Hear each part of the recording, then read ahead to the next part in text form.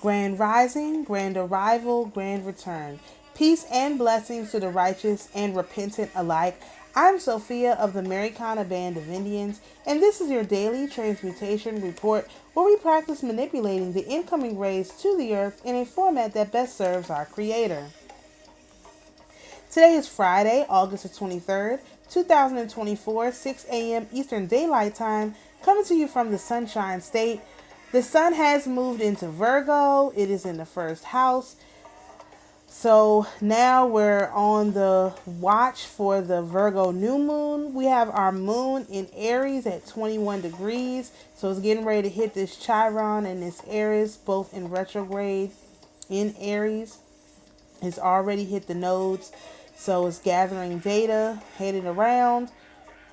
We have this ongoing opposition between Saturn and Jupiter, which hopefully you've figured out how to deal with by now. We also have this ongoing, not opposition, a square, harsh energy. We still have this ongoing square between Mars and Venus. And now they're like traveling together at the same degree. So it feels like a fight that they just don't want to give up. And I'm just going to suggest you not even get involved in that, because that's just kind of outrageous now. We do have a sextile between Mars and Mercury. Mercury is at 23 degrees of Leo, so it's not even going to go back as far as I thought it was in Leo. This is basically maybe a couple more degrees and it's it.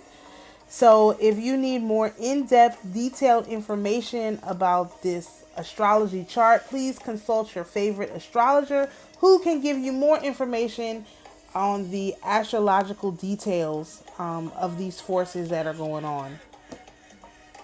We're on day 19 of our moon cycle with an 18.4 day old moon. This is a waning gibbous moon. We have 80.5% illumination with a moon set time of 11:12 a.m. and a moon rise time of 10:36 p.m. For our astroterography, we have moved into new energy. We are now in 8 of Cups energy. This is Virgo energy, which is new future, walking away, and disillusion. And we can best transmute this with the 8 of Pentacles, which is learning, hard work, and the beginning, utilizing our 7th house of Pisces. This is all new energy around. And it says to admit when you are no longer in contact with reality. Of course, we'll have a longer video on this energy before it comes in. I believe, actually, no, I haven't been doing longer videos. Maybe I will, because this is the kind of energy where you need to focus on your goals. Again, focus on your money. Make sure you're counting every penny that you have coming in, every blessing that every seed that you've sown. Make sure you're capturing the blessing that comes from those seeds, and don't just walk away from what you've accomplished. And that's what the energy wants you to do. This whole admitting when you're no longer in contact with reality is to try to get you to admit that you were wrong. No, you're right about things. It doesn't matter just admit that you're not in contact with reality and move on. Like, admit that it is something magical. It is something from a fairy tale. Accept that moniker, that title, that label, and move on with your life. And it shouldn't stop you. Look at this guy in the 7 or the 8 of Pentacles. His clothes are all torn up. He's not in contact with reality. He's in contact with them coins.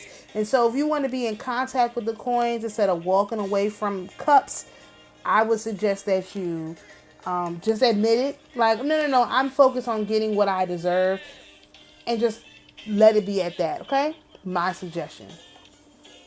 All right, for the North Node Decan, we are in 2 of Wands energy, which is plans, travel, and new ideas. This is the outside influence card, and this can be best transmuted through the 2 of Swords, which is indecision, solutions, and difficulties, which I call our intuition card. And you want to do this through the lens of the 2nd house of Libra, which is to prefer to work with others and don't want to care for self. So, of course, you want to use your intuition to decide who you do want to work with. You want to use your intuition to decide how you are going to get things taken care of, the stuff that you don't want to do. and just use your intuition to make the decisions that are best for you, and don't worry about what anybody else is talking about again. All right, for our Mercury, we are still in our Tree of Life yearly progressions and predictions. We are still in Mercury energy, which is the Ten of Swords. This is sudden ending, failure, and backstabbing.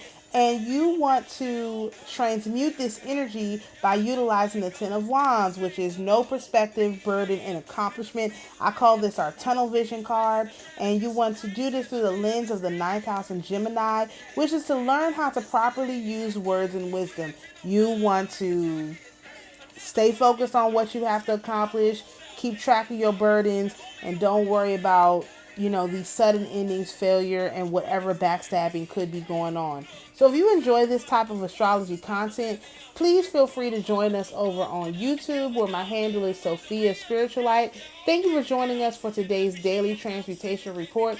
Peace and blessings, and we'll see you tomorrow.